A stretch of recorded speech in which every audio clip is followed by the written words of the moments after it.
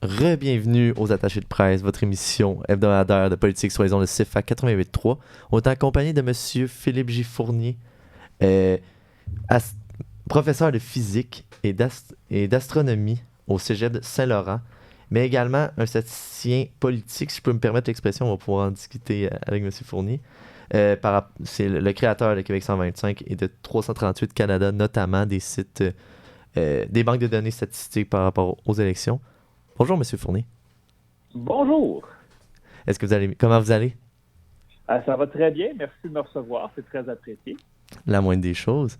Donc, pour commencer, j'ai une question pour vous. Tout d'abord, d'où est venue l'idée d'entamer des travaux comme vous le faites à Québec 125, mais aussi à 332 de Canada, et ainsi vos analyses politiques, notamment sur les magazines de l'actualité?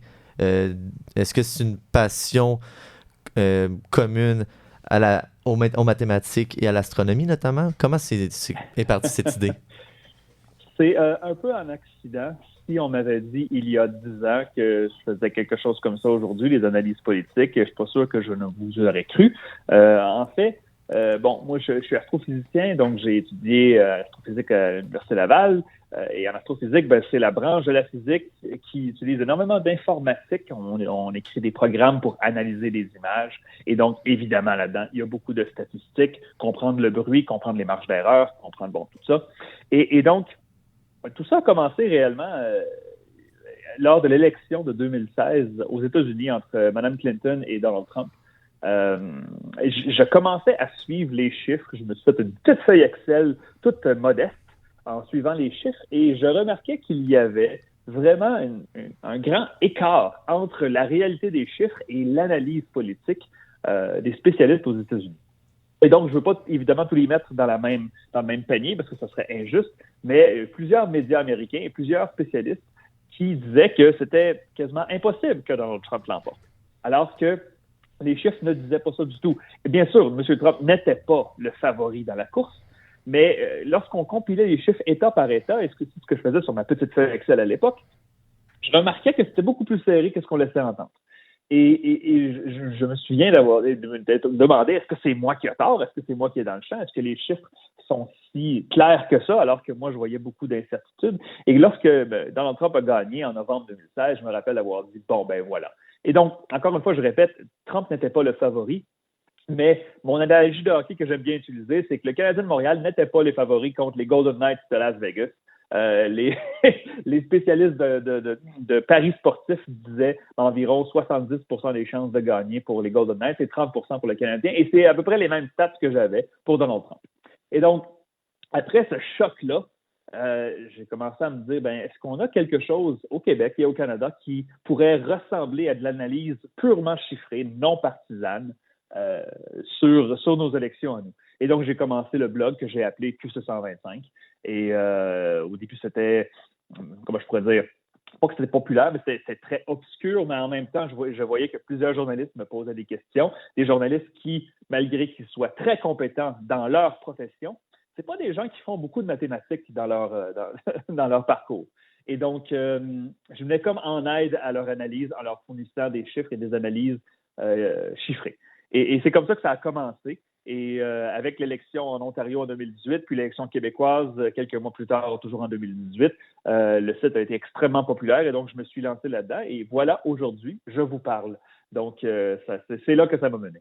Donc, si je peux résumer, la création de Québec 125, dans le fond, est venue, dans le fond, peut-être combler un vide qui existait, selon vous? Ben, c'est ce que je crois. Je me rappelle, et là, encore une fois, je fais très attention parce que je ne veux pas mettre tous les journalistes dans le même panier. Des fois, il y a des journalistes qui se font assigner des chroniques auxquelles ils ne sont pas vraiment familiers. Mais je me rappelle d'avoir vu une chronique dans un journal sur un sondage québécois qui disait ah, le PQ a grimpé d'un point. Le mois dernier, il avait perdu un point. Et moi, j'étais comme non, c'est des fluctuations statistiques. Tout ça, c'est normal. Et donc, je me suis dit pourquoi pas avoir un œil de scientifique pour analyser ces chiffres-là, plutôt que des journalistes qui sont très bons dans ce qu'ils font, mais comme j'ai dit, qui ne font pas beaucoup de mathématiques ou qui ont de la misère à saisir le bruit dans les données. Et donc, oui, je pense qu'il y avait un vide. Et donc, et clairement, je veux dire, ce vide-là, je ne veux pas dire qu'il a été comblé, mais il y avait une demande pour ce genre d'analyse-là. L'année suivante, en 2019, le magazine Maclean's m'a approché pour faire des analyses en anglais pour le Canada anglais. Ce que j'ai fait pendant 3 ans, et maintenant, Maclean's a changé de direction. Maclean's ne couvre plus beaucoup la politique, et donc j'écris pour le site Politico en anglais, mais toujours l'actualité en français. Si je peux relancer sur l'avènement de ces projets statistiques, est-ce que, là on se parle en 2022, est-ce qu'en 2016 vous pensez que ce travail-là allait prendre autant d'ampleur et que, puis ça va être, peut-être être un hot take de ma part, désolé l'anglicisme, mais que vous jouez quand même un rôle systématique sur le plan des élections au Québec, notamment votre analyse à l'actualité, on en a parlé énormément sur le plan dans les médias, donc comment vous... avec ce développement-là de vos projets, est-ce que vous l'aviez vu venir? Comment vous vous sentez par rapport à ça? Non, je ne l'avais pas vu venir. Bien sûr, ça fait quelques années, fait que peut-être que j'ai un biais de récent, mais écoutez, l'analyse des chiffres, c'est évidemment beaucoup critiqué. Je reçois beaucoup de ces critiques-là, particulièrement sur les réseaux sociaux. Il faut que je vive avec ça. Cependant, il y a des électeurs, des citoyens qui disent, par exemple, il y a trop de sondages pendant les campagnes électorales, ça dilue la conversation du public, ça fait qu'on ne parle que de sondages pendant une campagne et c'est malsain. J'accepte une partie de cette critique-là, mais elle est évidemment, comment je pourrais dire, elle est mal placée, cette critique-là. Parce que les sondages scientifiques, lorsqu'ils sont bien faits, les sondages constituent la seule information objective scientifique pendant une campagne. Tout le reste peut être manipulé, tout le reste peut être spiné par les politiciens et par des partisans dans le cercle médiatique. Alors, un sondage qui vous donne, par exemple, la CAQ en avance présentement, certains vont dire, oui, ça va décourager les électeurs à aller voter si la CAQ est trop en avance. Oui, mais ça n'a rien à voir avec mon travail. Si les électeurs sont découragés d'aller voter si la CAQ est trop en avance, ça n'a rien à voir avec ce que j'ai à faire. Moi, j'informe. Et c'est comme ça vraiment que je vois le rôle de ce que je fais et des sondeurs en général. C'est de l'information. Est-ce que l'information influence? Bien sûr que oui, sauf qu'on voit de plus en plus aujourd'hui que le manque d'information ou la mésinformation, ça aussi, ça influence.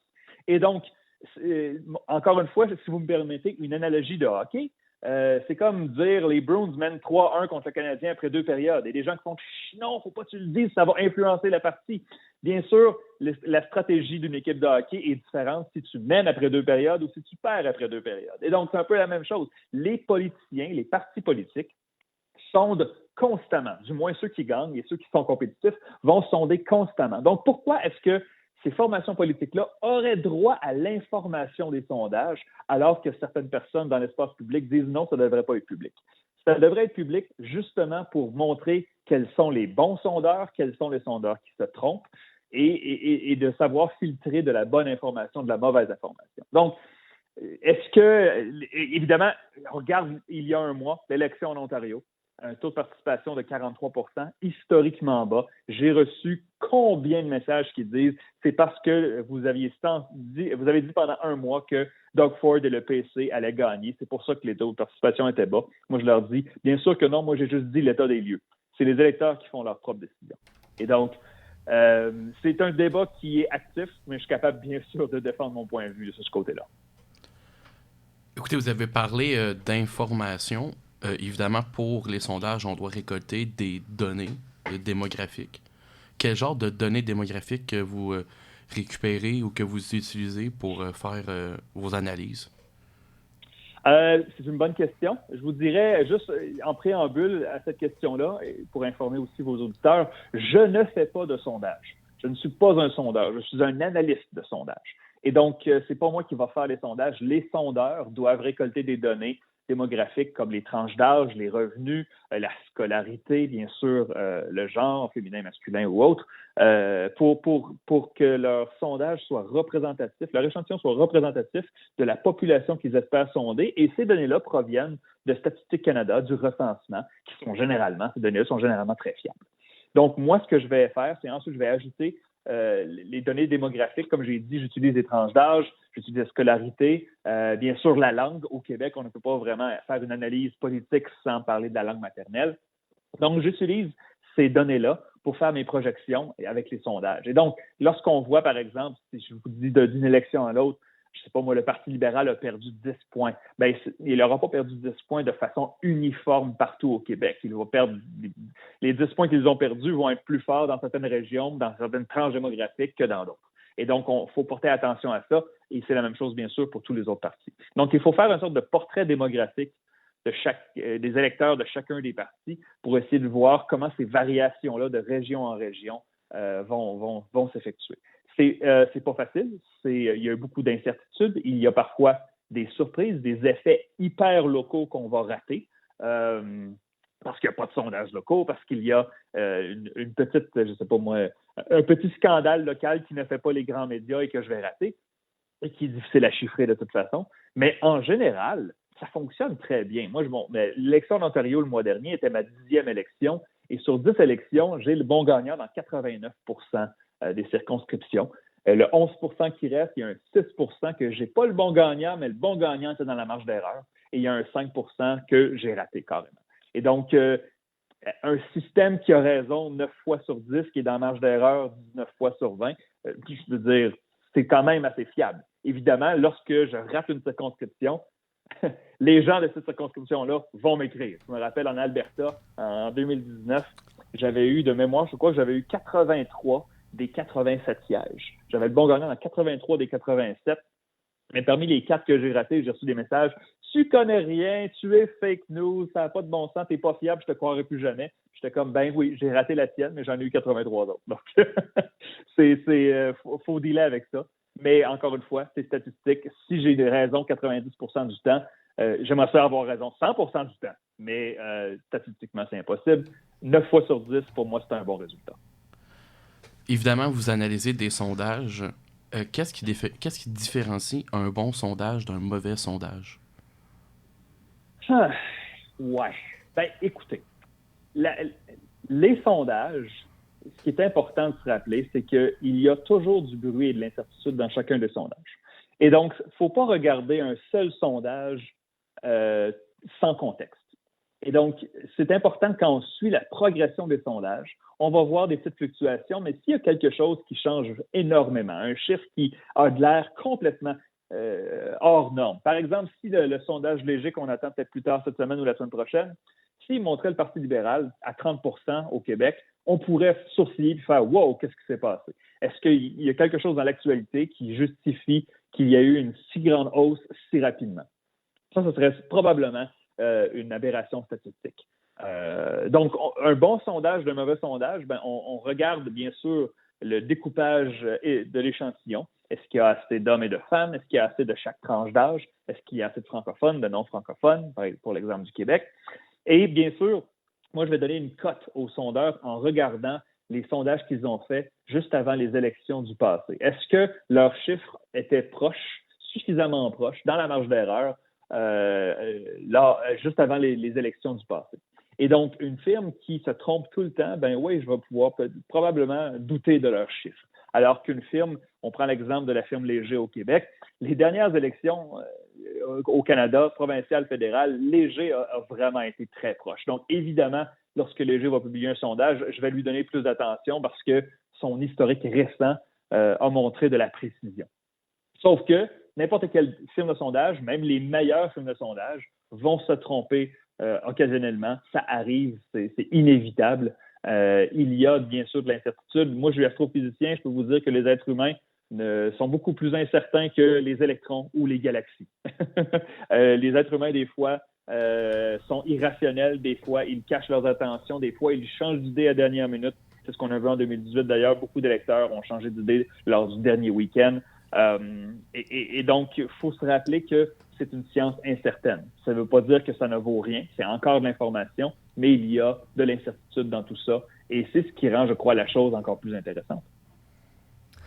Oui, c'est ça. Vous venez de le mentionner. C'est une science c'est pas parfait. Il y a une certaine marge d'erreur qu'on peut parfois même pas expliqués.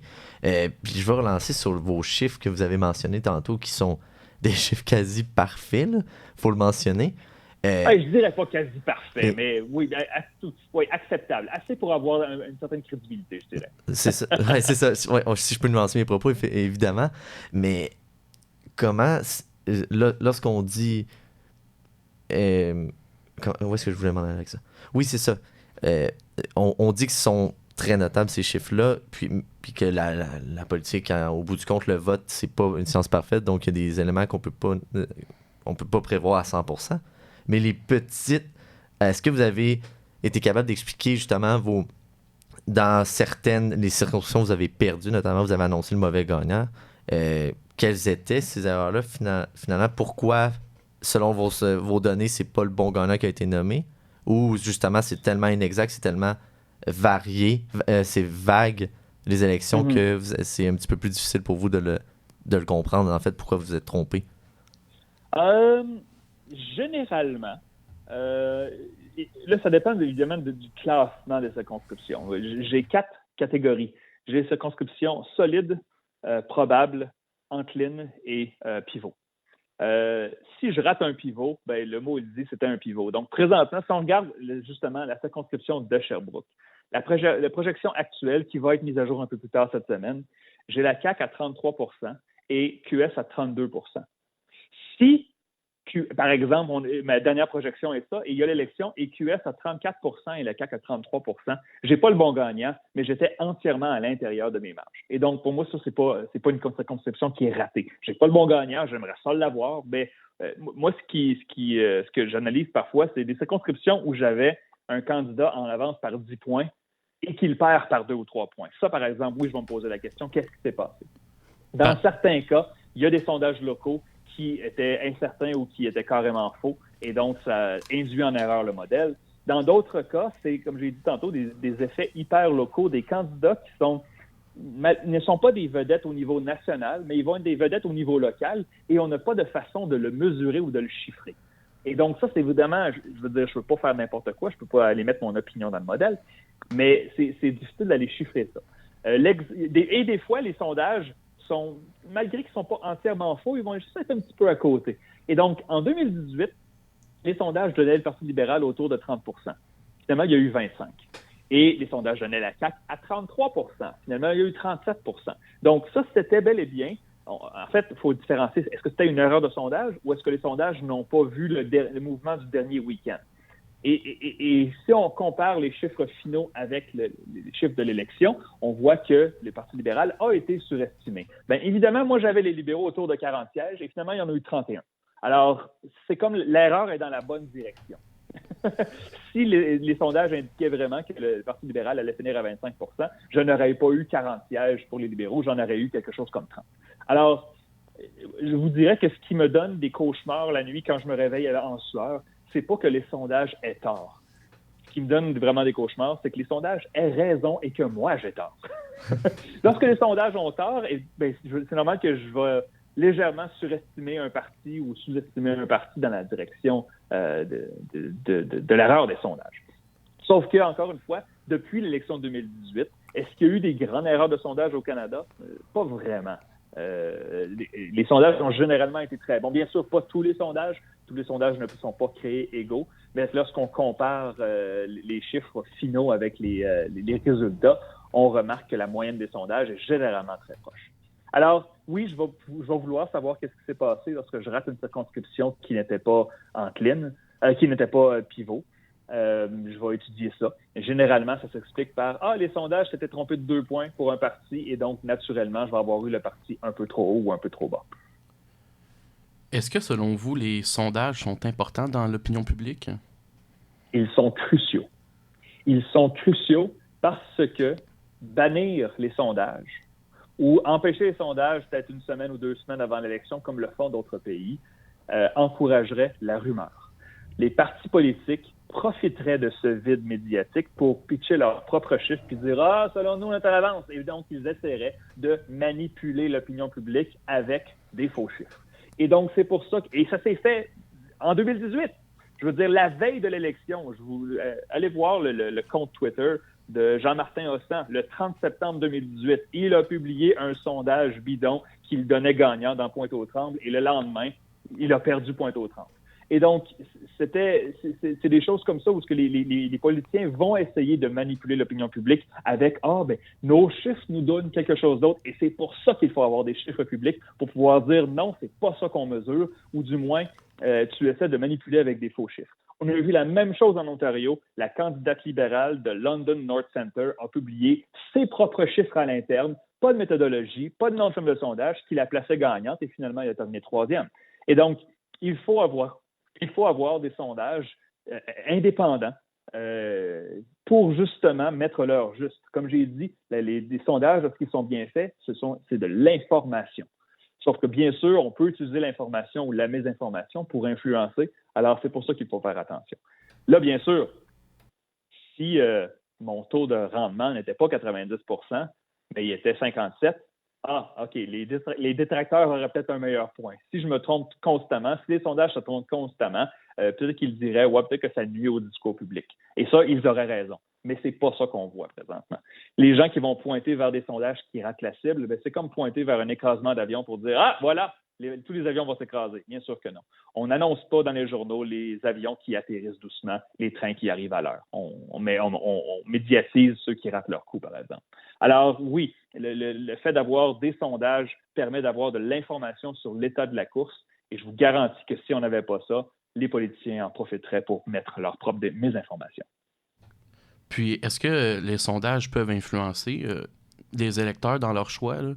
Si on parle, par exemple, des indécis, est-ce que les sondages vont les faire influencer tout le long d'une campagne électorale, par exemple? Il y a eu des études là-dessus, et là, je ne commencerai pas à les citer parce que je ne les ai pas toutes lues, bien sûr, mais il y a plusieurs études aussi. Est-ce que vraiment les sondages vont influencer le choix des électeurs? Dans certains cas, peut-être, si votre choix est un peu mou, par exemple, vous n'êtes pas un partisan d'un parti en particulier, mais vous ne voulez vraiment pas qu'un parti rentre. Par exemple, si vous êtes à Sherbrooke et que, par exemple, encore une fois, c'est un exemple, mais vous ne voulez pas que la CAQ rentre et que vous êtes un électeur traditionnellement libéral, bien, si vous votez libéral, vous savez que vous allez perdre. Si vous êtes un péquiste, vous savez que votre parti va perdre. Mais si vous ne voulez vraiment pas que la CAQ rentre, est-ce que vous allez vous ranger derrière Québec solidaire pour lui donner des meilleures chances? Ça, c'est le choix de l'électeur. Est-ce qu'un sondage ou une projection locale pourrait influencer ça? Oui, ça pourrait, sauf que le but n'est pas d'influencer, le but est d'informer pour justement prendre de meilleures décisions. Lorsqu'on a plus d'informations, on prend de meilleures décisions. Et donc, est-ce que ces chiffres-là vraiment changent le narratif d'une campagne? Peut-être, sauf que lorsqu'ils prennent une photo correcte de l'état des lieux, du portrait politique actuel, encore une fois, je le répète, c'est de l'information. Beaucoup d'agents sur les réseaux sociaux, encore une fois, je reviens là-dessus, mais ils parlent de bannir les sondages pendant les campagnes. Je disais, je bannirais Facebook bien avant de bannir les sondages. Je bannirais les pancartes dans les rues et sur les autoroutes bien avant que je bannisse ces sondages. Je veux dire, tout est fait dans une campagne pour vous influencer. C'est pour ça qu'il y a de la publicité. Radio, télévision, Internet, Facebook. Il y a de la publicité constamment pour vous influencer. Alors qu'un sondage, encore une fois, lorsqu'il est bien fait, va vous informer. C'est différent selon moi. Monsieur Fournier, une petite question pour conclure cette belle entrevue-là. Si il y avait 3 comtés à surveiller aux prochaines élections, ça serait lesquels? Bien, en fait, la bonne question est bonne, mais ça dépend. Surveiller dans quel but? Parce que si les chiffres se maintiennent, et on n'a aucune raison de croire qu'ils ne vont pas se maintenir, du moins à l'intérieur d'un certain écart raisonnable, la CAQ va l'emporter. Alors, dans le but des courses serrées ou dans le but de voir si un parti ou un autre, je veux dire, si vous surveillez le Parti libéral, moi, je regarderais les circonscriptions de Laval. Je regarderais la circonscription de la chef Dominique Andelade, Saint-Henri-Sainte-Anne, sur l'île de Montréal, qui n'est pas du tout une circonscription solide pour le PLQ à ce moment-ci. Si on parle de courses serrées, bien, c'est sûr que je nommerais Sherbrooke. Caroline Saint-Hilaire a été nommée comme candidate de la CAQ dans une circonscription qui est à Québec solidaire depuis 2018. Et donc, est-ce que le vote des jeunes et le vote étudiant en particulier va encore soutenir Québec solidaire pour battre la CAQ? Je vais surveiller ça. Est-ce que, par exemple, dans la circonscription de Chauveau, ça c'est en banlieue de Québec, lorsqu'on s'éloigne graduellement au nord de Charlebourg vers Stoneham, c'est la circonscription qu'a choisi Éric Duhem pour se présenter. Est-ce qu'Éric Duhem va faire son entrée à l'Assemblée nationale? C'est sûr qu'il va falloir surveiller Chauveau. Et le Bas-Saint-Laurent, est-ce qu'il reste du Parti québécois? Est-ce qu'il va réussir à survivre? On s'attend à ce que le député de Matane-Matapédia, M. Bérubé, on s'attend à ce qu'il passe assez facilement s'il se représente. Il dit qu'il va se représenter. S'il se représente, il devrait gagner. Mais est-ce que les autres péquistes vont survivre? Ça, c'est loin d'être sûr. Donc, je ne suis pas vraiment capable de vous dire seulement 3 comtés, mais voici mon analyse de certaines régions à surveiller. Merci, Monsieur Fournier, merci beaucoup encore une fois pour votre temps. On vous souhaite une bonne continuité dans vos travaux, par rapport à la campagne, bien évidemment, mais aussi dans votre enseignement au cégep. Puis on vous souhaite un bon été également. Très apprécié. Merci beaucoup, messieurs. Et oui, bonne campagne à l'automne. Je suis sûr que vous allez suivre ça de près et moi aussi. À bientôt. À bientôt.